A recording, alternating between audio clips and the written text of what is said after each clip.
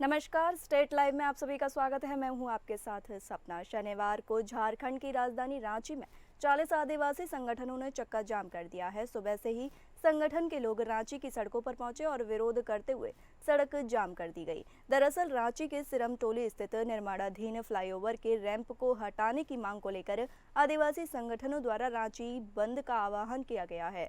आदिवासी मोर्चा के नेतृत्व में सैकड़ों लोग राजधानी की सड़कों पर उतरे। बंदी के दौरान सड़कों पर टायरों को जलाया गया। प्रशासन के द्वारा जगह जगह बैरिकेडिंग भी की गई। बंद का असर शहर में देखने को मिल रहा है। जिस स्थान को लेकर विवाद था उस क्षेत्र में बंदी का ज्यादा असर दिखा। विभिन्न सरना संगठनों का कहना है कि इस रैंप को बन जाने से सरना स्थल में आने वाले श्रद्धालुओं की परेशानी बढ़ेगी। वहीं समर्थकों का कहना है कि हेमंत सरकार आदिवासियों को कमजोर समझती है। हालांकि आदिवासी मोर्चा ने रांची बंद के दौरान परीक्षार्थियों, एम्बुलेंस और दवा दुकानों को बंद से मुक्त रखा है। इधर प्रशासन भी मुस्तैद है। सिरमटोली सरना स्थल बचाओ मोर्चा के प्रस्तावित रांची बंद को देखते हुए पुलिस प्रशासन ने भी सुरक्षा के पुख्ता प्रबंध किए हैं। बंद समर्थकों से निपटने के लिए सभी प्रमुख चौक चौराहों पर अतिरिक्त पुलिस जवानों की तैनाती की गई है।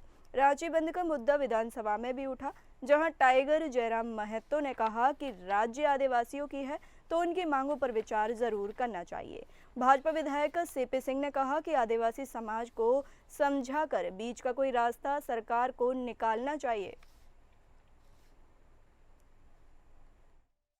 जो सरना स्थल है उसको लेकर आंदोलन कर और उसी क्रम में आज रांची बंद का भी आह्वान किया है। मैंने भी विधानसभा के अंदर इस बात को रखा था और माननीय मुख्यमंत्री जी ने कहा था कि पूरी चिंता करने की जरूरत नहीं है, सरहुल मनेगा, बढ़िया से मनेगा।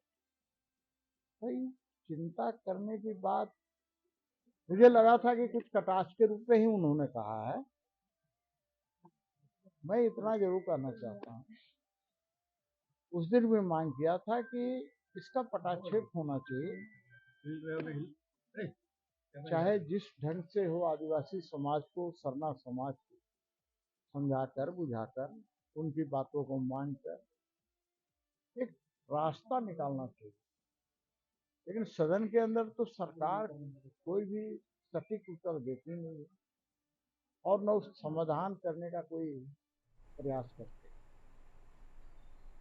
झारखंड विधानसभा के अंदर अजीबोगरीब स्थिति देखने को मिल रही है। बीते दिन दो मंत्री आपस में भिड़ गए। वहीं आज सदन में मंत्री का फोन जब्त किया गया। दरअसल विधायक प्रदीप यादव मंत्री सुदिव्य सोनू से सवाल पूछ रहे थे। इधर मंत्री हाफिजुल अंसारी फोन पर बात कर रहे थे। फोन पर बात करने से विधायक प्रदीप यादव को सुनने में दिक्कत हो रही थी और इसकी शिकायत उन्होंने विधानसभा अध्यक्ष रविंद्र नाथ महतो से की, जिसका परिणाम यह हुआ कि अध्यक्ष ने मार्शल के द्वारा मंत्री का फोन जब्त करवा दिया गया। आपने भी खुद माना कि असेसमेंट जरूरी है, नहीं तो फिर प्रतिपक्ष मंत्री जी आपके फोन से हम सब डिस्टर्ब हो रहे हैं, काइंडली। कौन मंत्री? यहाँ तक आवाज आ रही है। माननीय मंत्री जी किनके पास फोन है, जमा कर दीजिए। चलिए बोलिए, जमा कर देंगे। यहाँ तक आवाज आ रही थी, वरना मैं नहीं टोकता। नहीं, माननीय जी काल भी आदरणीय हेमंतलाल बाबू इस विषय को उठाए, आज भी इस विषय को उठ रहा है। इसलिए माननीय मंत्री लोगों से आग्रह है या जो भी माननीय सदस्य फोन लेकर के आते हैं, ये अच्छी परिपाटी नहीं है। मैं कह रहा था, चलिए ब्रेक हो गया। चलिए, मैं कह रहा था बोकारो में 25 साल के लंबे अरसे के बाद बोकारो चास वासियों को प्रदूषण से कुछ हद तक अब राहत मिलने की उम्मीद नजर आने लगी है, जिसका कारण है चास नगर निगम के द्वारा शवदाह गृह का निर्माण कराना। बोकारो में बढ़ रहे प्रदूषण और लोगों की मांग को देखते हुए चास नगर निगम ने चास के शमशान घाट के समीप शवदाह गृह का निर्माण कराया, जो अब गैस से शव का दाह संस्कार किया जाएगा। चास नगर निगम के सहायक नगर आयुक्त प्रियंका कुमारी ने कहा कि शवदाह गृह निर्माण की मांग लोग वर्षों से करते आ रहे थे, जो अब पूरी हो चुकी है। शवदाह गृह को गैस और बिजली दोनों से चलाने की योजना है। शमशान घाट में हजारों शवों का दाह संस्कार होता है। शवदाह गृह निर्माण होने से अब चास बोकारो के लोगों को दाह संस्कार करने में सुविधा होगी, वहीं प्रदूषण भी कम होगा। साथ ही शवदाह की प्रक्रिया कम समय में पूरी भी हो जाएगी। बता दें कि झारखंड सरकार और जुडको रांची के माध्यम से बोकारो के चास गरगा नदी किनारे शवदाह गृह का निर्माण कराया गया है। शवदाह गृह निर्माण कार्य पूर्ण होने के बाद एजेंसी ने चास नगर निगम को हस्तांतरित कर दिया है। देखा जाए तो 2024 के आंकड़े के अनुसार साल भर में शमशान घाट में 1905 शव को जलाया गया है, जो एक शव को जलाने में 7 मन या 9 मन लकड़ी की जरूरत पड़ती है। आधुनिक वजन के हिसाब से एक मन में 40 सेर होते हैं, जो करीब 37.3 किलोग्राम के बराबर होता है। यानी कहा जाए तो साल भर में लगभग 6,51,510 किलोग्राम लकड़ी की खपत हुई है, जिससे पर्यावरण का नुकसान हुआ। वहीं वातावरण में प्रदूषण फैलने से गंभीर बीमारी होने की आशंका है और डर के साए में जीने को लोग मजबूर हो रहे थे। इससे अब बोकारो चास वासियों को अब राहत की उम्मीद नजर आने लगी है। शवदाह गृह नगर विकास विभाग आवास विभाग है और उसकी एक कंपनी है जुडको लिमिटेड, उसके द्वारा बनाया गया है। और बोकारो शहर के लिए बहुत सही और अच्छी बात यह है कि शवदाह गृह इलेक्ट्रिकल होती है। यहाँ पे गैस से संचालित क्रेमेटोरियम बनाया गया है। इसमें लकड़ी की कोई आवश्यकता नहीं होती है और पूरे चास वासियों, बोकारो शहर वासियों से अपील करते हैं कि इसे आप एक्सेप्ट करें। ये बहुत अच्छी चीज़ है। प्रदूषण रहित और प्रदूषण को कम करने के लिए ये इनिशिएटिव सरकार ली है, इसे हम सबको प्रमोट करना। अब बात करते हैं बिहार की। बिहार के मुख्यमंत्री नीतीश कुमार ने एमएलसी आवास परिसर का जायजा लिया। इस दौरान भवन निर्माण विभाग के सचिव कुमार रवि ने मुख्यमंत्री को बताया कि इस नए आवास परिसर में विधान पार्षदों के लिए बनाए गए 75 फ्लैट उन्हें आवंटित कर दिए गए हैं। विधायकों के लिए 246 फ्लैट बनाए जा रहे हैं, जिसमें से 88 फ्लैट विधायक को आवंटित किए गए हैं।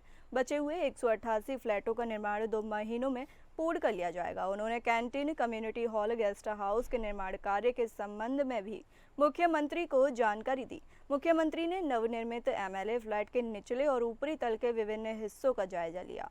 विधायक एवं विधान पार्षदों के लिए बनाए जा रहे नए आवास परिसर के निरीक्षण के दौरान मुख्यमंत्री ने कहा कि परिसर के अंदर के रास्ते को ठीक रखें, साफ सफाई की व्यवस्था रखें, साथ ही परिसर में वृक्षारोपण भी कराएं, निर्माणाधीन कार्यों को तेजी से पूर्ण करें। इसके बाद मुख्यमंत्री ने निर्माणाधीन मीठापुर महूली पथ का जायजा लिया।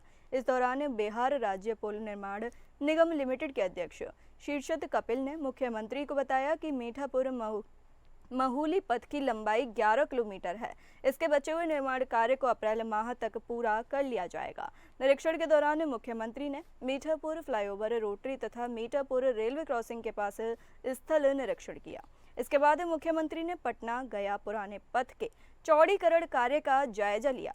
वहीं मुख्यमंत्री ने बख्तियारपुर मोकामा 4 लेन के आरओबी का शुभारंभ भी किया। शुभारंभ करने के पश्चात मुख्यमंत्री ने कहा कि अब बख्तियारपुर से मोकामा आने वाले लोगों को और सहूलियत होगी।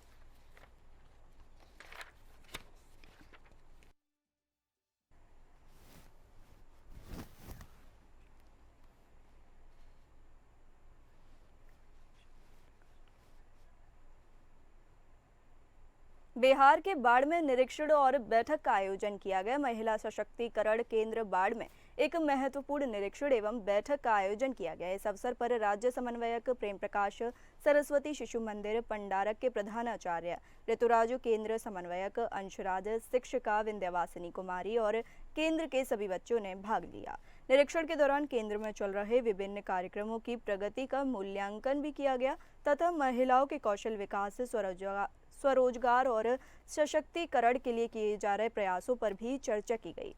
बैठक में महिलाओं की भागीदारी को बढ़ावा देने, प्रशिक्षण कार्यक्रमों की गुणवत्ता में सुधार और महिलाओं को आत्मनिर्भर बनाने के लिए विभिन्न रणनीतियों पर विचार विमर्श किया गया। विचार विमर्श के बाद महिलाओं की ओर से सुझाव दिया गया। यहाँ ब्यूटिशियन एवं मेहंदी के भी प्रशिक्षण की आवश्यकता है। प्रेम प्रकाश जी ने केंद्र के कार्यों की सराहना करते हुए भविष्य में और अधिक संसाधन एवं सहायता उपलब्ध कराने का आश्वासन दिया। यह आयोजन महिला सशक्तिकरण को मजबूत करने की दिशा में एक महत्वपूर्ण कदम माना जा रहा है।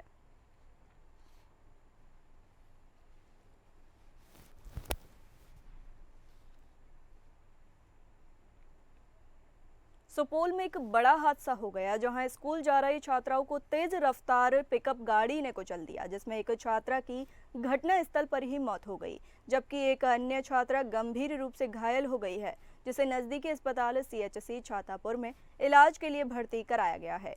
यह घटना छातापुर थाना क्षेत्र के डहरिया में SH 91 पर घटी है। बताया गया कि डहरिया गांव की 2 छात्राएं नजदीक के सरकारी स्कूल प्राथमिक विद्यालय डहरिया पढ़ने जा रही थी। इसी बीच तेज रफ्तार पिकअप ने उसे कुचल दिया। एक छात्रा की घटना स्थल पर ही दर्दनाक मौत हो गई, जबकि इस घटना में एक अन्य छात्राएं गंभीर रूप से घायल हो गई हैं। मृतक छात्रा का नाम 8 वर्षीय रवीना कुमारी बताया गया है, जो दूसरी कक्षा की छात्रा थी। घटना में घायल एक अन्य छात्रा को CHC छातापुर में इलाज के लिए भर्ती किया गया है। घायल एक अन्य छात्रा का नाम 6 वर्षीय रीना कुमारी बताया गया है, जिसका इलाज अस्पताल में चल रहा है। इधर घटना से आक्रोशित लोगों ने डहरिया के समीप SH 91 के सड़क जाम कर प्रदर्शन कर दिया। घटना की जानकारी मिलते ही मौके पर पहुंची पुलिस प्रशासन आक्रोशित लोगों को समझा बुझाकर जाम को हटा दिया है। बताया गया कि करीब 1 घंटे रही सड़क जाम के कारण इस पथ पर आवाजाही प्रभावित रही। सड़क पे हुआ, बच्चा स्कूल जा रहा था, 2 में पढ़ता है, रवीना कुमारी नाम है उसका, पिता का नाम है नीरज पासवान। 2 बच्चा है, दोनों भाई बहन, एक घायल है, एक का स्पॉट डेथ हो गया है पिकअप से। और पिकअप जो है रोड से बच्चा साइड में था, टट्टी पे चढ़ गया, बच्चा बचने के लिए उस पर रोकते हुए पिकअप लेके भाग गया है। अब बच्चा कौन क्लास में पढ़े? 2 क्लास में। बिहार के सहरसा में नदी में डूबने से एक बच्ची की मौत हो गई। सहरसा जिले के एक महिषी क्षेत्र के जलई थाना क्षेत्र के कोसी नदी में डूबने से 5 वर्षीय बच्ची की मौत हो गई। मृतका की पहचान बगवा वार्ड नंबर 9 निवासी शंभू चौपाल की बेटी पार्वती कुमारी के रूप में हुई है। घटना की खबर सुनते ही परिवार में कोहराम मच गया। पुलिस शव को कब्जे में लेकर कानूनी प्रक्रिया में जुट गई है। घटना के समय पार्वती अपने घर के पास कोसी नदी के किनारे अन्य बच्चियों के साथ खेल रही थी। इसी दौरान खेलते समय उसका पैर फिसल गया और वह नदी की तेज धार में बह गई। साथ खेल रही बच्चियों ने जब यह खबर परिवार को दी तो गांव के लोगों ने तुरंत बच्ची की तलाश शुरू कर दी, जिसके बाद काफी खोजबीन के बाद पार्वती का शव नदी किनारे मिला। बेटी की मौत पर मां पूनम देवी का रो रो कर बुरा हाल बना हुआ है। 3 बहनों में सबसे बड़ी पार्वती की मौत से पूरा परिवार शोक में डूब गया है। बच्चे के साथ गए थे नहाने के लिए नदी में, घर के बगल में नदी, कोसी नदी में। तो कुछ देर के बाद बच्चे के द्वारा सूचना मिला कि आपका बेटी नदी में जो है मतलब नहीं मिल रहा, खो गई। तो हम लोग वहाँ पहुँचे तो ढूंढे, शाम तक नहीं मिले। तो सुबह में नाव लेके ढूंढे तो सुबह 8 बजे मिले। अमरावती में केंद्रीय मंत्री नितिन गडकरी ने जातिवाद की राजनीति पर कड़ा प्रहार किया। उन्होंने स्पष्ट शब्दों में कहा कि जनता जातिवादी नहीं होती, बल्कि नेता ही जातिवादी होते हैं और वे अपने स्वार्थ के लिए राजनीति में जातिवाद लाते हैं। वे श्री शिवाजी शिक्षण संस्था द्वारा आयोजित डॉक्टर पंजाब राव देशमुख स्मृति पुरस्कार 2024 वितरण समारोह में बोल रहे थे, जहां उन्हें यह सम्मान प्रदान किया गया। गडकरी ने अपने अनुभव साझा करते हुए कहा कि मैं लोकसभा चुनाव में खड़ा हुआ था, लेकिन कभी जाति की राजनीति नहीं की। मैं बिना जाति, पंथ, धर्म देखे काम करने वाला व्यक्ति हूँ। उन्होंने आगे स्पष्ट किया कि जनता ने कभी जातिवाद को नहीं अपनाया, लेकिन राजनीतिक स्वार्थ के लिए नेता जातिवाद का इस्तेमाल करते हैं। गडकरी के इस बयान से राजनीतिक गलियारों में चर्चाओं का दौर शुरू हो गया है। उनका यह बयान ऐसे समय आया जब महाराष्ट्र की राजनीति में जातिगत समीकरण अहम भूमिका निभा रहे हैं। ते खऱ्या अर्थाने समाजकारण म्हणजेच राजकारण आहे आणि हे करणाऱ्याला पोस्टर व्हायची गरज नाही। मी सांगितलं लोकांना की राजकारण मी पण लोकसभेत निवडून म्हणलं माझ्या हिशोबाने राजकारण चालेल, तुमच्या हिशोबाने नाही। तुम्हाला मत द्यायचं असेल तर द्या, नाही दिलं तरी चालेल। जो देईल त्याचेही काम करेल, नाही देईल त्याचेही काम करेल। पण मला जे पटलं असेल ते मी याचा अर्थ कुठे ॲरोगन्स नाही म्हणतो, पण माझे जे कन्व्हिक्शन आहे त्याने मी काम करेन। आणि मला आठवतं लोकांनी सगळ्यांनी मतदान करतात, हे पुढारी निर्माण करतात जात। जनता जातीवादी नाही आहे, पुढारी जातीवादी आहे, ते आपल्या स्वार्थाकरता।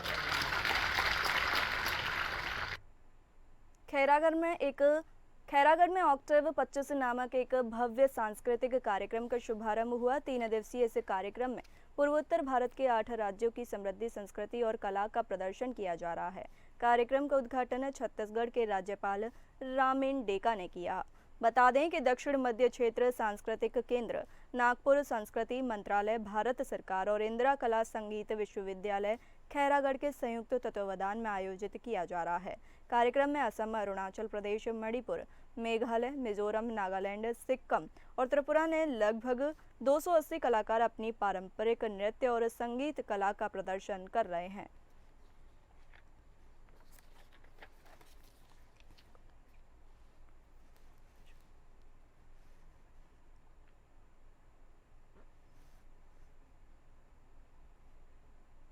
कोरबा में शुक्रवार को दीवार गिरने से बड़ा हादसा हो गया। शुक्रवार को अचानक आंधी के साथ हुई वर्षा की घटना से कटघोरा क्षेत्र में निर्माणाधीन राइस मिल की 35 ऊंची दीवार गिर गई। मलबा में 2 मजदूर के दबने से स्थल पर ही मौत हो गई। 6 अन्य मजदूर घायल हो गए, जिन्हें उपचार के लिए अस्पताल में भर्ती कराया गया है।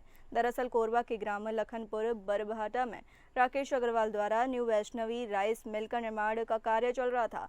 शेड तैयार करने के लिए ऊंची दीवारें बनाई जा रही थी। करीब 100 मीटर लंबी और 35 फीट ऊंची दीवार बन चुकी थी।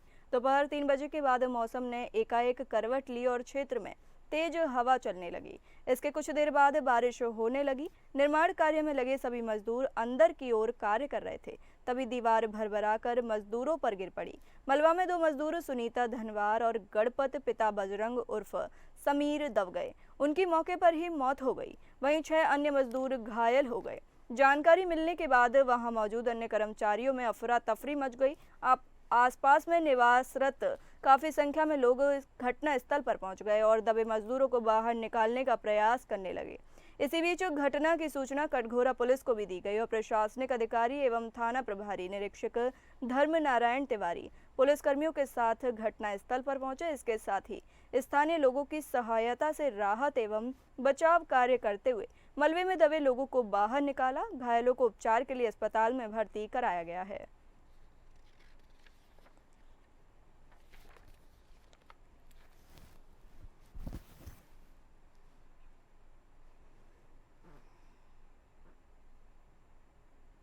छत्तीसगढ़ के आयुष विभाग के आयुर्वेद अधिकारी संघ का वेतन वृद्धि को लेकर एक बड़ा विरोध देखने को मिल रहा है।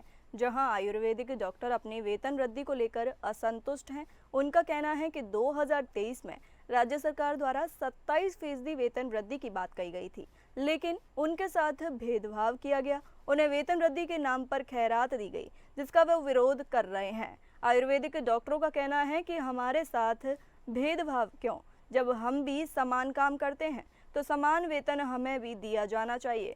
जिसे लेकर उन्होंने अपनी प्रतिक्रिया व्यक्त की है और कहा कि एलोपैथी डॉक्टर की वेतन वृद्धि 27% के हिसाब से की गई है, लेकिन आयुर्वेदिक डॉक्टरों से भेदभाव किया गया है। जब हम विरोध स्वरूप अपना वेतन वृद्धि सरकार को ससम्मान वापस करेंगे। अगर सरकार की मंशा है कि हम बिना वेतन के काम करें तो हम उसके लिए भी तैयार हैं, क्योंकि यह सेवा भाव है और सेवा कार्य में हम बरसों से अपनी सहभागिता दे रहे हैं। आज का मुद्दा ये है कि अभी तत्काल में एक आदेश जारी हुआ है संविदा आयुष चिकित्सा अधिकारियों की वेतन वृद्धि। यह वेतन वृद्धि आदेश को अवलोकन करने पर हमें ये समझ में नहीं आया कि ये किस आधार में किया गया है। पूर्व के शासन द्वारा घोषित 27% संविदा कर्मचारी अधिकारी 27% वेतन की वृद्धि की जाए, उसमें सामान्य अधिकारी कर्मचारी को प्राप्त हो गया, हमें प्राप्त नहीं हुआ। हमने बार बार कहा कि हमें भी दिया जाए संविदा। हमारे आयुष चिकित्सकों को लगातार करते हुए तो एलोपैथिक वालों को 2023 में 27% मिल गया संविदा को। हमारे आयुष चिकित्सक जो संविदा में है उसको अभी इसी हफ्ते वेतन वृद्धि हुआ है। यह वेतन वृद्धि न 27% है, न हमारे मांग के अनुरूप है। ये कौन सा आधार है, कुछ समझ में नहीं आ रहा है। अब बात करते हैं मध्य प्रदेश की। आपने बॉलीवुड फिल्म स्त्री देखी होगी और उसमें आपने लोगों ने सुना होगा कि ओ स्त्री कल आना। ग्वालियर में भी ऐसी एक महिला का खौफ देखने को मिला है, जो आधी रात गलियों में घूम रही है। उपनगर ग्वालियर इलाके में यह अनजान संदिग्ध महिला सीसीटीवी में कैद हुई है, जहां अनजान महिला घरों की घंटी बजाती है, जिसके चलते स्थानीय लोगों में खौफ इतना बढ़ गया है कि रात 10 बजे के बाद लोगों ने घरों में कैद हो जाने पर मजबूर हो गए हैं। ग्वालियर थाना क्षेत्र के राजा मंडी इलाके में 20 मार्च की रात 1 बजे पहली बार यह महिला नजर आई, जिसने घरों की घंटियां बजाई। आसपास के घरों के सीसीटीवी कैमरे में यह महिला कैद हो गई। इस अनजान महिला का खौफ लोगों के मन में बैठ गया है। लोगों ने संदिग्ध महिला की जांच की मांग की है। लोगों का कहना है कि महिला किसी बच्चा चोर गैंग का सदस्य होने के अलावा अन्य बड़ी वारदात को अंजाम भी दे सकती है।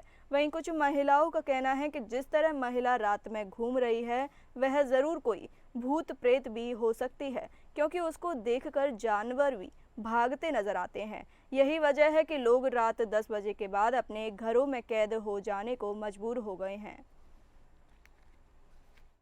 जो है काफ़ी संदिग्ध स्थिति में नज़र आई है, जो एक अपना मुंह भी स्क्रैप कर रही है, मुंह को बंद करे हुए आ रही है और लाइन वाइज सभी की घंटी बजा रही है और देख रही है कि किस घर में क्या है क्या नहीं है, क्या ऐसा क्या है। और 1 बजे के समय किसी महिला का घूमना तो थोड़ा भय का माहौल है और वो थोड़ी डरावने टाइप की महिला है। जैसा भी हमने सीसीटीवी फुटेज के माध्यम से आपको जो क्लिप दी है उसमें दिखाई दे रहा है कि वो महिला निसंदेह किसी भी चीज़ से डर नहीं रही है, ना ही कुत्तों से, ना ही गाय वगैरह से, और वो बेखौफ घूम रही है रात के समय। शासन को थोड़ा अलर्ट रहना चाहिए कि ऐसी कोई महिला अगर रात के समय से घूम रही है तो वो आखिर क्यों घूम रही है। अब बात करते हैं पंजाब की। मोगा में कॉस्को ऑपरेशन चलाया गया। पंजाब सरकार के मुहिम युद्ध नशे विरुद्ध को लेकर मोगा जिला पुलिस की ओर से एडीजीपी शिव कुमार की अगुवाई में मोगा जिले के अलग अलग गांवों और कस्बों में कॉस्को ऑपरेशन चलाया गया। नशा तस्करों के घरों की तलाशी ली गई। इस मौके पर एसएसपी अजय गांधी के अलावा जिले के सभी उच्च अधिकारी इस ऑपरेशन में मौजूद रहे। वहीं मीडिया को जानकारी देते हुए एडीजीपी शिव कुमार ने बताया कि जिले के अंदर धर्मकोट, नूरपुर, हकीमा, ढोलेवाला जो नशे के सौदागरों के गांव हैं, वहां पर सर्च ऑपरेशन किया जा रहा है। पिछले दिनों में मोगा पुलिस ने काफी नशा तस्करों को गिरफ्तार किया है। वहीं भारी मात्रा में नशा भी बरामद किया है, जिनमें भारी मात्रा में मेडिकल नशा और हीरोइन, अफीम आदि है। उन्होंने कहा कि जो भी व्यक्ति नशा छोड़ना चाहता है वह पुलिस के साथ संपर्क करे और उसका सारा इलाज मुफ्त में करवाया जाएगा। ਕਾਸੋ ਆਪਰੇਸ਼ਨ ਇੱਥੇ ਚੱਲ ਰਿਹਾ ਹੈ ਮੋਗਾ ਤੇ ਸਵੇਰੇ ਤੋਂ ਚੱਲ ਰਿਹਾ ਹੈ। ਇੰਦਰਾ ਨਗਰ ਜਿਹੜੀ ਹੈ ਉੱਥੇ ਕਾਸੋ ਆਪਰੇਸ਼ਨ ਹੋਇਆ ਹੈ। ਐਮਪੀ ਬਸਤੀ ਜਿੱਥੇ ਅਸੀਂ ਖੜੇ ਹਾਂ ਤੇ ਨੂਰਪੁਰ ਹਕੀਮਾ 3 ਥਾਵਾਂ ਤੇ ਹੋਇਆ ਹੈ।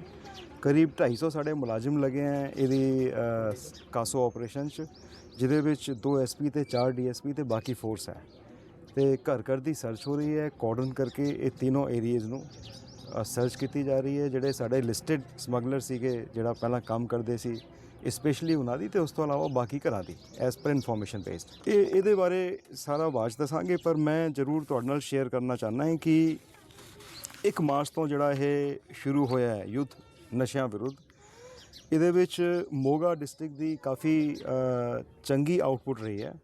इहदे विच टोटल 85 FIR रजिस्टर कीतियां ने, 124 बंदे असी अरैस्ट किते हैं ते करीब 4.25 किलो हेरोइन ते 1.25 kilo opium, 22 kilo poppy husk ते हज़ारां दी गिनती पिल्स ते कैप्सूल फड़े गए हैं। फिलहाल इस बुलेटिन में इतना ही। नमस्कार।